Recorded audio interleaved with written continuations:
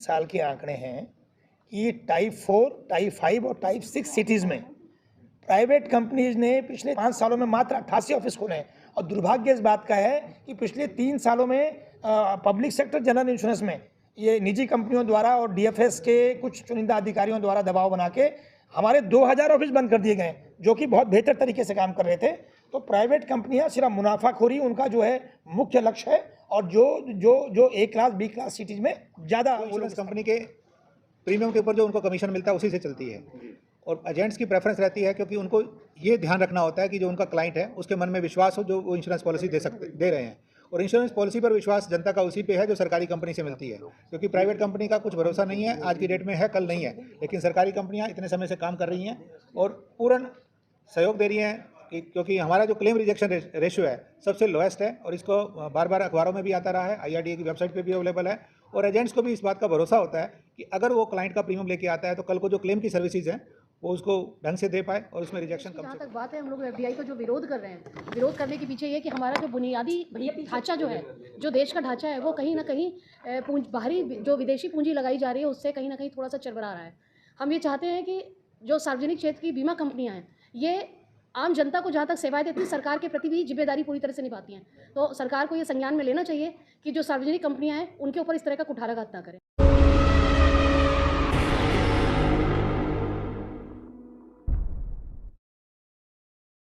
% FDI का हमारा मानना है साथियों कि देश भर में जहां भी 100% FDI घोषित किया गया है उसका नकारात्मक प्रभाव रहा है। चाहे हमने देखा है कि एग्रीकल्चर सेक्टर में 100% FDI की जब बात हुई तो वहाँ किसानों ने पूरे देश भर में उसके खिलाफ आंदोलन किया।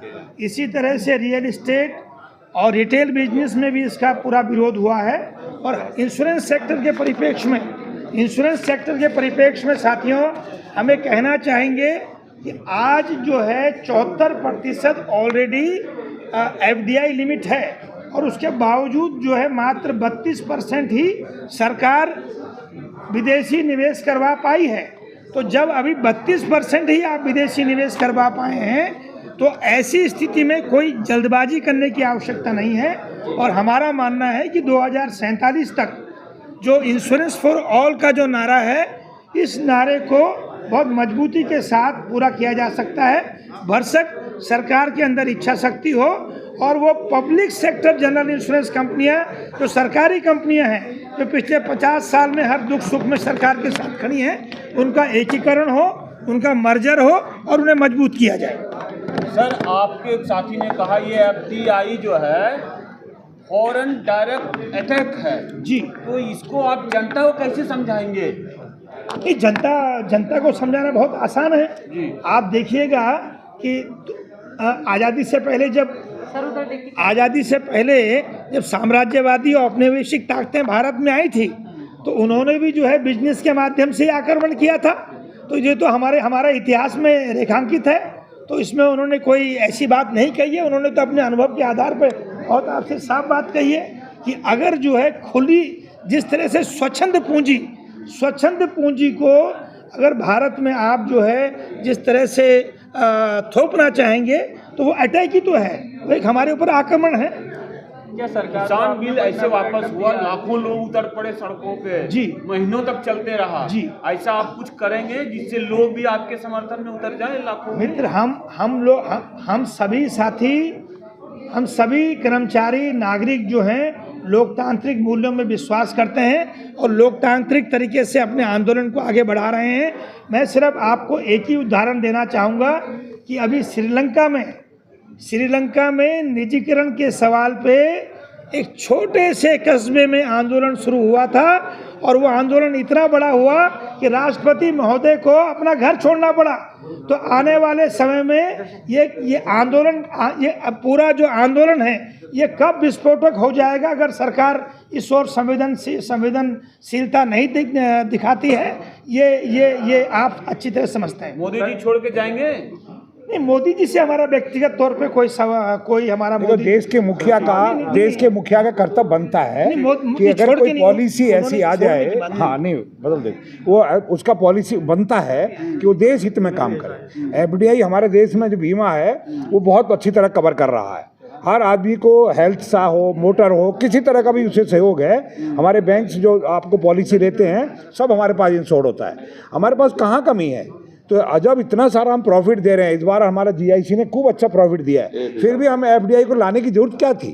हमें खत्म करने के लिए क्यों आया? और हम तो विदेशियों को क्यों लाया जा रहा है? एक बात आपसे कहना चाहेंगे, साथी ने मोदी जी के बारे में बात की है, तो मोदी जी के बारे में हम एक बात कहना चाहते हैं कि मोदी जी हमारे देश के सम्मानित प्रधानमंत्री हैं। हम तो सिर्फ इतना कह रहे हैं कि मोदी जी जो भी भाजपा का घोषणा पत्र है या जो मोदी जी के वादे हैं वो मोदी जी पूरा कर दें। हमारा मोदी जी से कोई सवाल नहीं, हमारा मोदी जी से कोई किसी तरह का व्यक्तिगत वो नहीं है। आज जो रेजोल्यूशन पास हुआ है आप लोगों का, उस पे संक्षेप में बता दें। एक चीज में गवर्नमेंट चाहती है कि 100% एफडीआई हो। जब 74% ऑलरेडी एफडीआई है और फॉरेन जो हमारे क्या कहते हैं यहाँ पे डेलीगेट्स हैं या फॉरेन कंपनीज हैं वो आज 32% पे ही काम कर रही है, तो ये 100% के लिए आज गवर्नमेंट क्यों इतना जोर देना चाहती है? पहले 74% तो कंप्लीट कर लो। हम अभी जो बाहर से कंपनियां आ रही हैं वो यहाँ सरवाइव कर रही हैं या नहीं कर रही हैं, कुछ कंपनियां छोड़ के भी भाग गई हैं। 32% तक पहुँचे हैं 74% के अगेंस्ट में, और आज आप 100% करके क्या दिखाना चाहते हो? क्या फॉरेन से एक्सेप्ट करना चाहते हो? बाहर की कंपनियां यहाँ पर आपके सोशल वर्क के लिए नहीं आएंगी, सोशल इंश्योरेंस के लिए नहीं आएंगी। जैसे कि अभी बताया गया, हमने बड़ा क्लियरली कहा, एग्रीकल्चर बीमा है, स्वास्थ्य बीमा है। मोदी जी ने जो बीमे लॉन्च करे, कोई भी प्राइवेट कंपनी या फॉरेन कंपनी इसमें पार्टिसिपेट नहीं करती है। ओनली पीएसयू यूनिट ही पार्टिसिपेट करता है, वरना ये प्राइवेट कंपनी है अपनी जो पेनल्टी होती है आईआरडी की, गवर्नमेंट की, वो पेनल्टी पे करने को तैयार हैं, लेकिन participation for the social welfare बिल्कुल कोई काम नहीं करते हैं। इसलिए हमारा अपोज है कि आप 100% एफडीआई करने के बाद चाहते क्या हो? हम काम कर रहे हैं ना, प्रॉफिट दे रही है। आपके पास 49% किया, 74% किया, आप 100% की बात कर रहे हैं। सभी गवर्नमेंट कर रही हैं, सभी चाहती हैं। ये केवल विदेशी दबाव में है कि विदेशी कंपनियां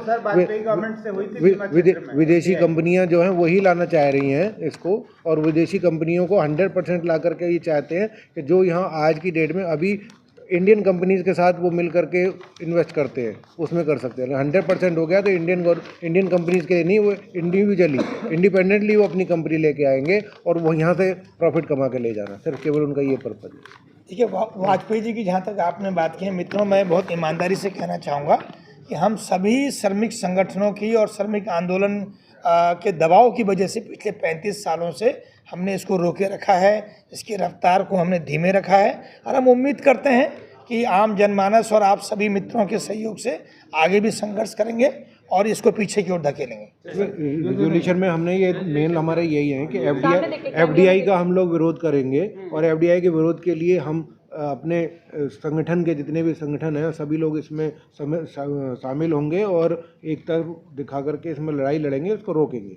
और दूसरा हमारा जो है रेजोल्यूशन पास हुआ है वो इसलिए हुआ है कि हम डिमांड कर रहे हैं कि जितनी public sector general insurance companies हैं इनको मर्ज किया जाए, और इनको मर्ज करके एक हमारा मोनोलिथिक कंपनी हो, ताकि हम लोग प्राइवेट कंपनियों के साथ मुकाबला कर सके और हम लोग अपना जो हमारा इंटरनल कंपटीशन है वो ख़त्म हो। क्योंकि आज की डेट में हमारी 4 public sector general insurance companies हैं जो आपस में एक प्राइस वार रहता है उसमें, और हम इंटरनल कंपटीशन करते हैं, उससे हम ना करें और हम दूसरी प्राइवेट कंपनियों से लगें, उससे हम इस एफडीआई को भी जीत सकते हैं। अगला स्टेप क्या और रहेगा?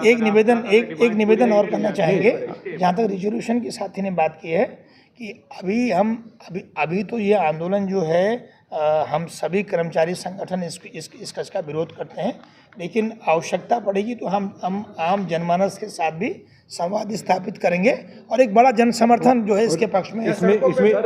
इसमें एक रेजोल्यूशन और हमने इसमें लिया है कि 2018 में जब अरुण जेटली जी फाइनेंस मिनिस्टर थे तब वो प्रस्ताव लेकर के आए थे, यही एनडीए गवर्नमेंट प्रस्ताव लेकर के आई थी कि 3 कंपनियों को मर्ज कर दिया जाए। उस प्रस्ताव को क्यों नेगेट कर दिया गया, उसके आगे बढ़ाया जाए और ये कंपनियों को वो किया जाए। सर मार्केट जो है इंडिया का बहुत बड़ा है, अगर मार्केट जिस हिसाब से मार्केट है, अगर ज़्यादा कंपनियां होती है तो कवरेज भी ज़्यादा होगी। अगर देखा जाए तो जन जन तक इंश्योरेंस जन तक पहुंचने की, जहाँ तक आप बात कर रहे हैं, प्राइवेट कंपनियों के किसी के भी ऑफिसेज आपके मेट्रो सिटी से बाहर नहीं है।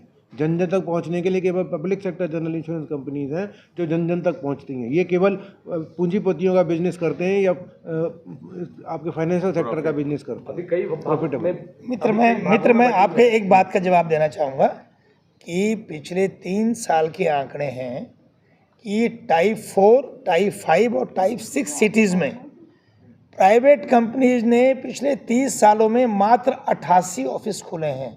उनके पिछले 5 सालों में मात्र 88 ऑफिस खोले हैं। और दुर्भाग्य इस बात का है कि पिछले 3 सालों में पब्लिक सेक्टर जनरल इंश्योरेंस में ये निजी कंपनियों द्वारा और डीएफएस के कुछ चुनिंदा अधिकारियों द्वारा दबाव बना के हमारे 2000 ऑफिस बंद कर दिए गए, जो कि बहुत बेहतर तरीके से काम कर रहे थे।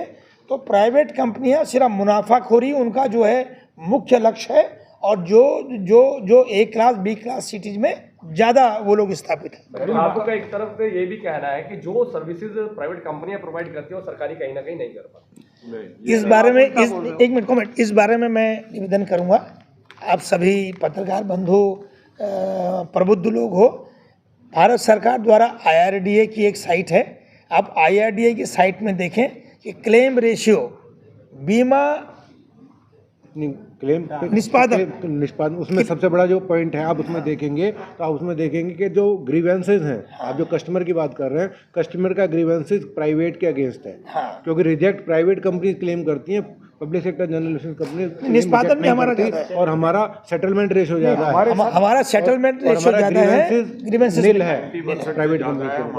ये IRDA की रिपोर्ट में है, IRDA की रिपोर्ट में है कि हमारा क्लेम रेशियो प्राइवेट कंपनी की अपेक्षा की कंपैरिजन में ज़्यादा अच्छा है। और साथ ही जैसे राजीव जी ने कहा कि हमारी ग्रीवेंसेस जो हैं प्राइवेट कंपनियों की अपेक्षा जो है बहुत नगण्य हैं। तो ये 50% नहीं कर पा रही हैं। दूसरी चीज, जो हमारा सोशल इंश्योरेंस है, जो गवर्नमेंट का जितना इंश्योरेंस है, कोई भी क्या कहते हैं फॉरेन कंपनी उसको एक्सेप्ट करने को तैयार नहीं है। वो सब पब्लिक सेक्टर कंपनियों के सर पर आता है, जहाँ लॉस होता है वो जानती हैं, वो पेनल्टी देने को तैयार हैं, लेकिन वहाँ इंश्योरेंस के लिए ना तो अपना ऑफिस खोलने को तैयार हैं, ना ऑफिस अंडरटेक करती हैं, ना इनको देती हैं। लेकिन साथ जुड़े हैं और तकरीबन हमने कहा कि 40 करोड़ से ज़्यादा उपभोक्ता पॉलिसी होल्डर्स इनके साथ जुड़े हैं। सवाल इस बात का है कि ईमानदारी के साथ उनके साथ संवाद स्थापित हो और जो सच है ये उन तक पहुंचाया जाए। तो ये एक लक्ष्य हमारे सामने है और आज के कन्वेंशन के बाद हमारे साथी पूरे देश भर में आम लोगों तक इस बात को पहुंचाएंगे और हम उम्मीद करते हैं कि सरकार जो है इसके प्रति जिम्मेदारी से जो है हमारी तमाम जो मांगे हैं इसका संज्ञान लेगी। हम उम्मीद करते हैं कि सरकार संज्ञान लेगी और अगर संज्ञान नहीं लेती है तो हमें जो है एक बड़े आंदोलन की ओर जाना पड़ेगा। फिर एजेंट जनता को साथ लेंगे, ये कैसे करेंगे? देखिए, एजेंट्स की जो जीविका है वो इंश्योरेंस कंपनी के प्रीमियम के ऊपर जो उनको कमीशन मिलता है उसी से चलती है। और एजेंट्स की प्रेफरेंस रहती है क्योंकि उनको ये ध्यान रखना होता है कि जो उनका क्लाइंट है उसके मन में विश्वास हो जो वो इंश्योरेंस पॉलिसी दे रहे हैं। और इंश्योरेंस पॉलिसी पर विश्वास जनता का उसी पे है जो सरकारी कंपनी से मिलती है, क्योंकि प्राइवेट कंपनी का कुछ भरोसा नहीं है, आज की डेट में है कल नहीं है।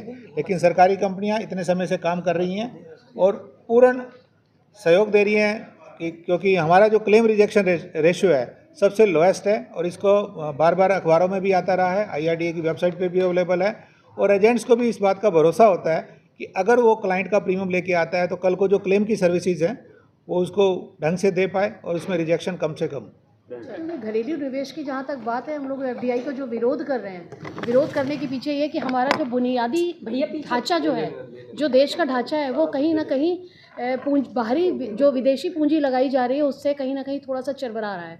हम ये चाहते हैं कि जो सार्वजनिक क्षेत्र की बीमा कंपनियां हैं ये आम जनता को जहाँ तक सेवाएं देती हैं, सरकार के प्रति भी जिम्मेदारी पूरी तरह से निभाती हैं। तो सरकार को ये संज्ञान में लेना चाहिए कि जो सार्वजनिक कंपनियां हैं उनके ऊपर इस तरह का कुठाराघात ना करें।